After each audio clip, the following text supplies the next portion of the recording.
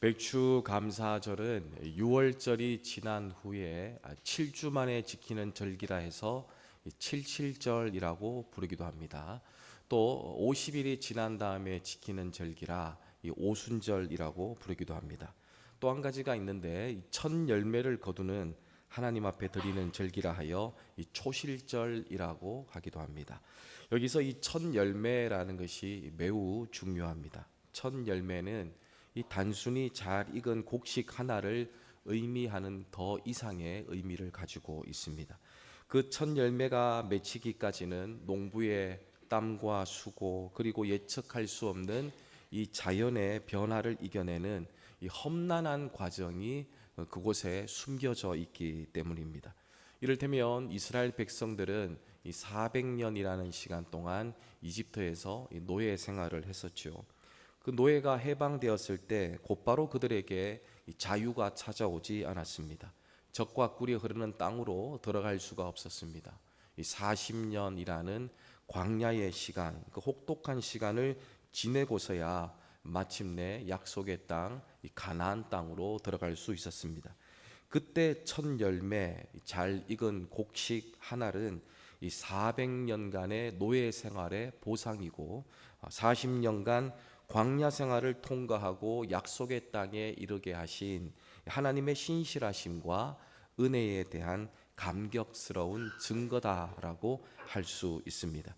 지난 시간을 우리가 돌아보건대 우리에게 이 첫 열매, 이 한 알의 열매가 있으십니까? 이 열매, 이 한 알에 대한 이 감사가 여러분들에게 있습니까? 수고한 만큼의 열매가 있지 않아 실망과 원망으로 점철된 인생을 사십니까? 아니면 이 첫 열매와 한 알의 열매로 감격하면서 후반기를 더욱 기대하고 계십니까? 한 집에 진돗개 한 마리와 그냥 개 한 마리가 살았다고 합니다. 진돗개는 늘 입만 벌리면 그렇게 말을 했습니다. 우리 주인은 내게 먹을 것도 주고 나를 쓰다듬어 주고 나를 보호해 주니까 아마 우리 주인은 하나님이실 거다, 그렇게 말을 했답니다. 그리고 그냥 개도 입만 열면 이렇게 말을 했는데 우리 주인은 내게 먹을 것도 주시고 나를 쓰다듬어 주시고 나를 보호해 주시니까 내가 하나님인가 보다, 그렇게 말을 하더랍니다. 사람으로 따지면 밥 먹여주고 빨래해주고 청소해주니까 우리 와이프는 천사다라고 이야기해야 될 텐데 그렇게 해주니까 내가 왕이다, 이렇게 이야기하면 머지않아 쫓겨나게 됩니다. 은혜 때문에 감사하는 사람이 있고 이 한없는 교만에 빠져서 살아가는 사람들이 있습니다. 이런 의미에서 이 감옥과 수도원의 차이는 걱정하는 것과 감사하는 것의 차이입니다. 이 감옥과 수도원이라는 것이 내 마음대로 못하는 것은 똑같은 것인데 어떻게 생각하느냐에 따라서 이 걱정하는 사람이 머무는 곳인가 아니면 감사하는 사람이 머무는 곳인가, 그 차이가 있게 되는 거죠. 죄인들은 깨어있는 순간부터 걱정하고 염려합니다. 내 죄가 혹여나 들키지 않을까, 내가 벌을 받지 않을까, 그런 걱정과 염려로 살아갑니다. 그러나 참된 성도는 깨어나는 순간부터 감사하며 하루를 열어갑니다. 오늘도 깨게 하시니 감사하고 먹여주시니 감사하고 일터를 주시니 감사하고 땀 흘리게 하시니 감사하다, 그런 고백이 늘 있는 거죠. 그래서 죄인이 수도원에 들어가면 감옥이 되고 이 성도가 감옥에 들어가면 그곳은 수도원이 됩니다. 감사하는 생활을 하느냐 불평 불만의 생활을 하느냐에 따라서 우리의 환경이 수도원이 되기도 하고 때로는 감옥이 될 수도 있습니다. 우리의 공간, 여러분들이 지내고 있는 곳은 감옥입니까? 수도원입니까? 감옥 같은 인생을 여지껏 살아왔다 하더라도 하나님과 깊은 만남을 통해서 그곳을 감사함으로 채운다면 그곳은 감옥이 아니라 충분한 수도원이 될 수 있습니다. 수도원 인생의 시작은 빈약한 첫 열매, 가장 작은 한 알의 열매로 감사할 때 비로소 시작될 수 있습니다.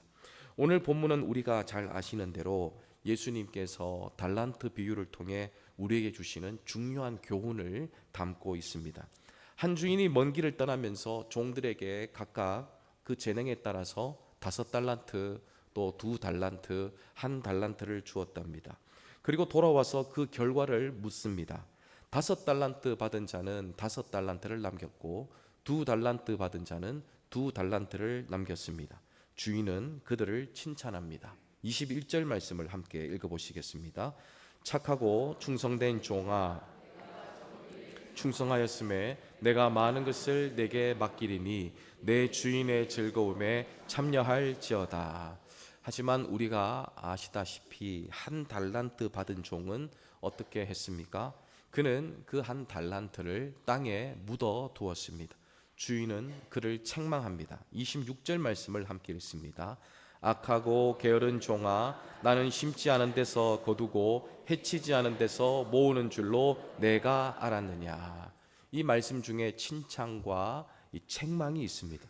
우리가 이 비유의 이야기를 들을 때마다 조금 불편한 점이 있는데, 이 이야기는 공정하지 못한 시작에서 비롯되었다라고 판단하기 때문입니다. 그도 그럴 것이 주인은 각자에게 다른 수의 달란트를 주었지 않습니까? 그것도 각자를 불러서 몰래 준 것이 아니라 다 같이 한 자리에 있을 때에 다른 숫자의 달란트를 그들에게 나누어 주었습니다. 1달란트 받은 자는 이 시작부터 불평이 나올 수밖에 없습니다.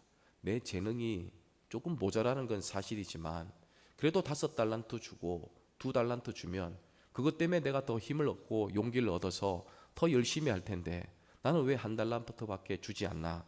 그런 불평에서 시작되는 거죠. 성경은 그 재능대로라는 표현으로 우리의 불편함, 우리가 생각하는 의심을 일축시키지만 우리가 아직 이 모든 과정들을 이해하기에는 다소 부족합니다. 왜 각자에게 다른 달란트를 주었을까요? 우리가 달란트 비유를 생각할 때에 이것을 양적 관점에서 보면 이와 같이 이 본문에 대한 오해가 있을 수밖에 없습니다. 이런 양적 관점은 본문과 전혀 상관없는 이 동떨어진 관점입니다. 그래서 우리는 이 달란트 비유를 제대로 해석해 내기 위해서 마태복음 25장 전체에 흐르는 줄기를 잡을 수 있어야 합니다. 마태복음 25장 전체의 내용의 흐름은 이 생명과 직결되어 있습니다. 누가 참 생명을 소유하고 있으며 누가 얼마나 많은 사람을 생명으로 인도하였느냐, 그 설명을 하는 가운데 여러 가지 비유들이 등장하죠. 열처녀의 비유, 양과 염소의 비유, 마지막 심판의 비유와 더불어 이 달란트 비유가 설명되어지고 있습니다. 그래서 달란트 비유의 핵심은 달란트 그 자체에 있는 것이 아니라 우리에게 맡기신 달란트, 즉 재능을 가지고 얼마나 많은 사람을 생명으로 인도하였느냐에 대한 하나님의 깊이 있는 질문입니다. 내가 너희들에게 맡긴 그 달란트, 그 재능을 가지고 얼마나 이 많은 사람들을 살려냈느냐, 그것을 궁금해하는 질문입니다. 하나님께서 우리에게 시간과 자녀, 재능, 물질, 지혜와 지식, 그리고 무엇보다 우리의 몸과 이 건강을 주신 까닭, 그 까닭은 그 모든 것을 통해 이 사람을 살리기 위함이다라는 사실을 우리가 놓치지 말아야 합니다. 그러므로 하나님께서 마지막 날 우리 인생을 계산하실 때에는 우리에게 맡기신 달란트 자체 몇 개를 가지고 있느냐, 그것을 계산하는 것이 아니라 그 달란트를 이용해서 얼마나 많은 사람을 살렸는지 그 사람의 수를 계산하심을 우리는 결코 잊어서는 안 됩니다. 이것을 잊지 않을 때 우리는 물질 때문에 주위의 사람들을 힘들게 하지 않습니다. 사람을 해치는 범죄를 저지르지 않을 수 있으며 나아가 내게 맡겨진 모든 달란트를 이용해서 사람을 살리는 기쁨, 하나님의 기쁨에 비로소 동참할 수 있게 됩니다. 올 한 해의 절반이 지나고 우리는 지금 이 하반기를 시작하는 문턱에 서 있습니다. 이 맥주감사절은 그래서 단순히 지난 시간에 대한 감사를 뛰어넘어서 우리의 삶을 돌아보고 앞으로 나아가야 될 방향, 그것을 점검하는 의미 있는 시간임이 분명합니다. 여기까지 말씀을 듣고 보니 상반기 동안 주님께서 내게 주신 이 달란트, 이 재능이라는 게 있는데 그것을 제대로 사용하지 못했다라고 느끼는 분들이 계시지 않습니까? 주어진 시간과 재능을 생명을 살리는 일을 위해 혹은 사랑하는 일에 적극적으로 사용하지 못하고 이 게으름이나 두려움 때문에 혹 내가 가지고 있는 재능이 사라질까 땅에 묻어둔 채 한 달란트를 받은 종처럼 살고 있지는 않습니까? 하나님께서 우리에게 건강함을 주셨음에도 불구하고 시간을 낭비하며 육체의 만족망을 추구했던 시간은 없었는지, 또 우리에게 주신 은사를 나의 욕구를 채우는 일에만 사용하고 주님의 뜻과는 멀리 떨어져 있었던 것은 아닌지, 우리에게 허락한 물질을 어려운 이웃과 함께 나누기보다 개인적인 만족을 위해서 지금도 여전히 쌓아가고 있는 것은 아닌지, 어쩌면 우리는 한 달란트 받은 종처럼 전반기 내내 이 재능을 잃어버릴까봐, 사라질까봐 아무것도 하지 않은 채 숨겨두었을 수도 있습니다.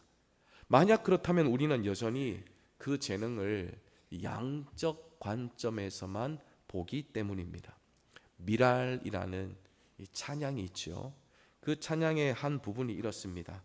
생명이 또 다른 생명을 낳고 주님 볼 수 있다면 나의 삶과 죽음도 아낌없이 드리리. 평소에 이거보다 더 잘하는 거 아시죠? 오늘 상태가 안 좋은 거예요 지금 아주. 이 가사야말로 달란트 비유를 가장 잘 이해하고 있다, 그렇게 말씀드릴 수 있습니다. 한 알에 불과한 미랄이 하나님 앞에 온전히 드려질 때에 비로소 생명이 생명으로 이어지는 완전한 선이 되기 때문입니다. 그렇다고 후반기를 시작하는 시점에서 우리가 너무 낙심할 필요는 없습니다. 하나님은 우리에게 언제나 새로운 기회를 주시는 분이기 때문입니다. 오늘 맥주감사절은 바로 그 새로운 시작을 알리는 절기여야만 합니다. 우리가 다시 주님 앞에 겸손히 설 때 하나님이 우리에게 은혜의 손을 내미시고 다시 기회를 주신다, 그것을 놓치지 말아야 합니다. 이제 후반기를 시작합니다. 이 후반기에는 지난 상반기의 아쉬움을 딛고 일어나 우리에게 맡겨진 달란트를 적극적으로 사용하고 남기는 이 삶을 다짐할 필요가 있습니다. 그래서 오늘 이 시간 우리가 함께 다짐해 보십시다. 많이 다짐하지 말고 한 3가지 정도만 다짐해 보십시다. 첫 번째는 우리의 시간을 주님께 드리면 좋겠습니다. 이 시간을 어떻게 활용하느냐에 따라 우리의 삶은 완전히 달라집니다. 우리가 맺을 수 있는 열매의 질이 완전히 달라집니다. 이 세상에 살아있는 모든 사람에게는 하루가 동일하게 24시간이 주어지지요. 그러나 동일한 24시간을 무의미한 것에 소비하느라 끝날려 버리는 사람이 있는가 하면 주님 말씀 안에서 그 시간을 영원으로 건져 올리는 사람들이 있습니다. 그 결과 100년을 살아도 쏜살처럼 눈 깜짝할 사이에 인생 마지막 관역에 꽂히는 사람이 있는가 하면 순교자처럼 이 억울한 죽음을 당해도 시간과 공간을 초월하여 영원히 살아있는 인생이 있습니다. 자신의 시간을 주님께 드리고 진지하게 주님과 마주하는 시간이 길면 길수록, 깊어지면 깊어질수록 시간은 영원이라는 것에 접속하게 됩니다. 그때 비로소 우리는 생명의 가치를 더 소중하게 여기게 되고 우리의 생명은 이 생명으로 이어지게 되는 거죠. 우리의 시간의 일부를 하나님께 드리십시오. 하나님께 드린다라는 것은 낭비와 허비의 시간이 아니라 영혼으로 접속할 수 있는 유일한 방법입니다. 이 시간이 길면 길어질수록, 깊이가 있으면 더 있을수록 우리의 삶은 누군가에게 남겨줄 수 있는, 또 생명이 생명으로 이어지는 이 미랄이 될 수 있습니다. 두 번째 우리가 다짐해야 할 것은 우리의 재능을 이웃을 위해 사용하십시오. 하나님께서는 우리 각자에게 고유한 재능과 은사를 주셨습니다. 이 재능들을 자신의 욕구와 세상적인 성공만을 위해 사용하지 말고 이웃을 섬기고 환대하는 일에 아낌없이 사용해야 합니다. 우리가 가진 재능이나 물질, 지위, 명예, 이거 다 누가 주셨습니까? 하나님이 주셨습니다. 그래서 하나님은 우리 인생을 평가하실 때 우리가 가진 것으로 평가하지 않습니다. 내가 너에게 준 것을 얼마나 가지고 있느냐, 그것으로 우리 인생을 평가하지 않는다라는 거죠. 하나님은 자신이 주신 것을 가지고 우리가 하나님과 이웃을 위해 어떻게 사용했는지, 그것을 어떻게 사용했는지 그것만 보고 그것만 평가하십니다. 그래서 우리가 예수를 믿는다라는 말은 주님 안에서 이미 우리의 삶은 세상 사람들이 요구하고 그들이 가장 높이 평가하는 삶은 우리가 다 이미 이루었다, 끝냈다라는 말과 같습니다. 왜냐하면 우리는 예수님의 공로로 이미 부요하고 생명을 값없이 상속받았기 때문입니다. 그와 같은 인생을 살아간 사도 바울이 어떤 고백을 합니까? 고린도후서 6장 10절 말씀을 함께 읽어보시겠습니다. 근심하는 자 같으나 항상 기뻐하고 가난한 자 같으나 많은 사람을 부유하게 하고 아무것도 없는 자 같으나 모든 것을 가진 자로다. 우리가 알다시피 사도 바울의 인생은 예수님을 만나기 전과 만난 이후로 갈라집니다. 만나기 전의 삶이 오히려 사도 바울에게 더 희망과 윤택한 삶이었겠죠. 그가 모자라는 것이 없었습니다. 그는 모든 것을 갖추고 있는 사람이었습니다. 그러나 예수님을 만난 이후에는 그는 모든 것을 배설물로 여겼습니다. 그리고 오늘 고백하기를, 근심하지만 나는 항상 기뻐한다. 나는 가난하지만 많은 사람을 부유하게 할 수 있다. 아무것도 없지만 모든 것을 가진 자로다라고 고백합니다. 그러므로 우리도 바울을 닮아 더 이상 우리를 위하여 이 에너지를 소모할 필요가 없습니다. 왜냐하면 지금 있는 모습 이대로 우리 자신이 완전하기 때문입니다. 우리가 여기서 더 무엇을 쌓는다 하더라도 하나님은 거기에 관심이 없고, 우리가 가지고 있는 것을 어떻게 생명을 살리는 일에 활용하느냐, 거기에만 관심이 있기 때문입니다. 혹여나 더 가져서 더 생명을 살릴 수 있다면 그렇게 해야 되겠죠. 그러나 내가 가지고 있는 작은 재능도 사용하지 않고 있다면 그 재능을 기꺼이 하나님께 드려서 생명을 살리는 일에 동참할 수 있어야 합니다. 하나님이 주신 한 번밖에 없는 시간과 귀한 재능, 지위, 명예 등 모든 것을 가지고 하나님을 드러내고 이웃을 섬기는 일에 우리가 적극적으로 사용할 필요가 있습니다. 세 번째 우리가 다짐할 것은 작은 것에 만족하고 감사하십시오. 하나님께서 이미 우리에게 베풀어 주신 것에 만족하고 감사하는 마음을 가지는 것이 얼마나 중요한지 모릅니다.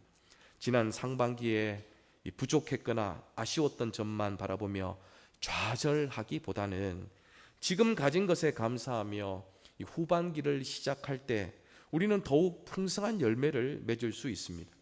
19세기 프랑스를 대표하는 화가인 장 플랑수와 밀레라는 이 화가가 있죠. 성이 장씨입니다. 장씨 집안의 자랑이라고 할 수 있습니다.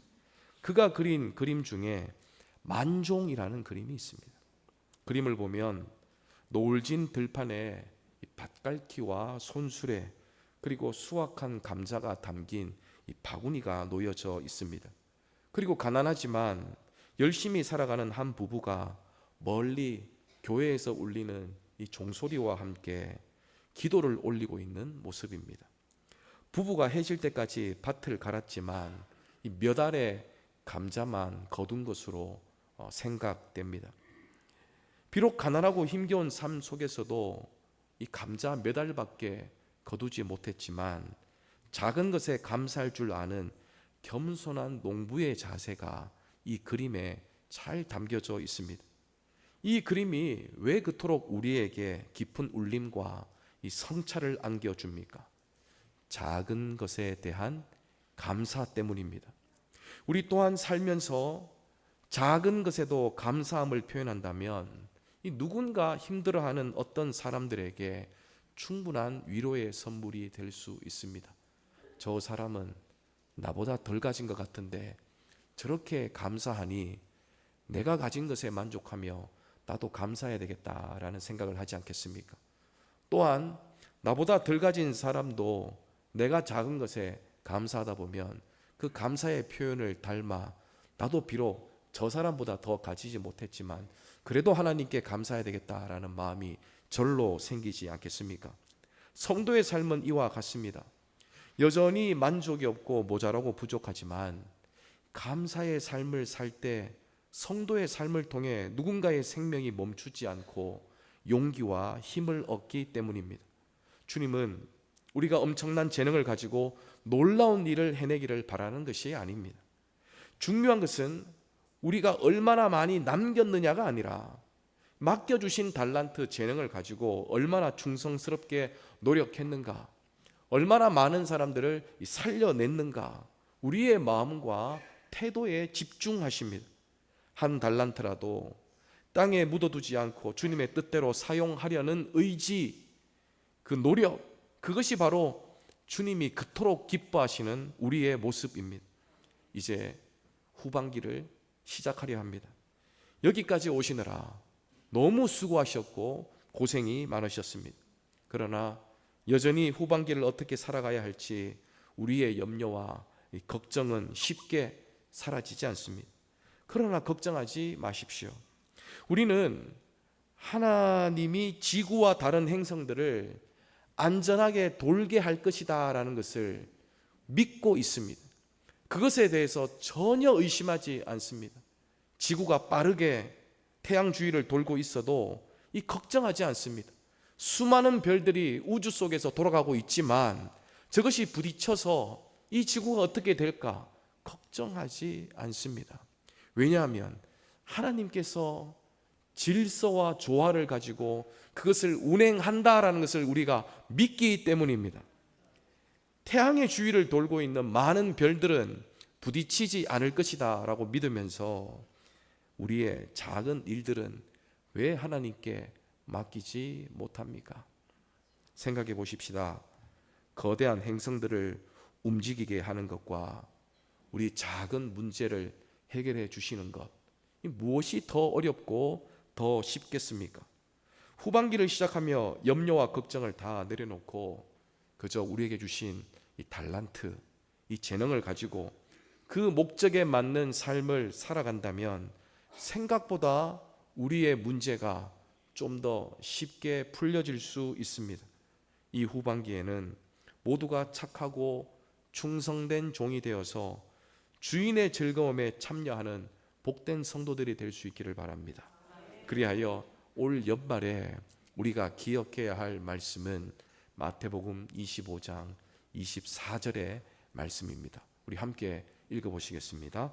내가 적은 일에 충성하였음에 내가 많은 것을 내게 맡기리니 내 주인의 즐거움에 참여할지어다. 아멘.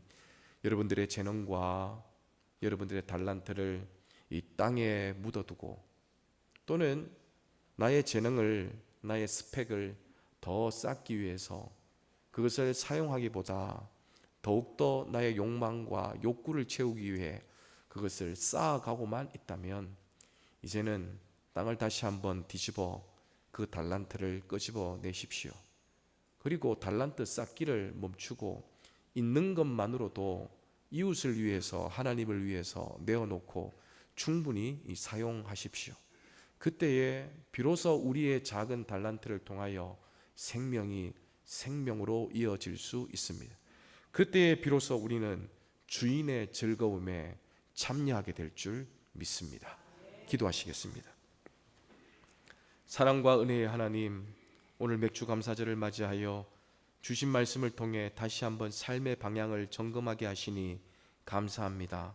하나님, 우리가 받은 달란트를 작게 여기며 불평하거나 두려움에 땅에 묻어두지 않게 하시고 그 어떤 것도 주님의 손에 올려드릴 때 생명을 살리는 귀한 도구가 됨을 믿게 하여 주시옵소서. 지난 3반기에 충성하지 못했던 우리의 연약함을 용서하여 주시고 이제 시작되는 후반기에는 주님이 기뻐하시는 착하고 충성된 종으로 살아가기를 다짐합니다. 우리의 시간과 재능과 물질을 나의 욕망의 도구로만 쓰는 것이 아니라 하나님의 나라와 생명을 살리는 일에 쓰이게 하시고 작은 일에도 감사하는 마음을 품게 하여 주시옵소서. 주님, 우리의 삶의 공간이 감옥이 아닌 수도원이 되게 하시고 늘 감사와 기쁨으로 살아가는 삶이 되도록 인도하여 주시옵소서. 예수님의 이름으로 기도드리옵나이다. 아멘.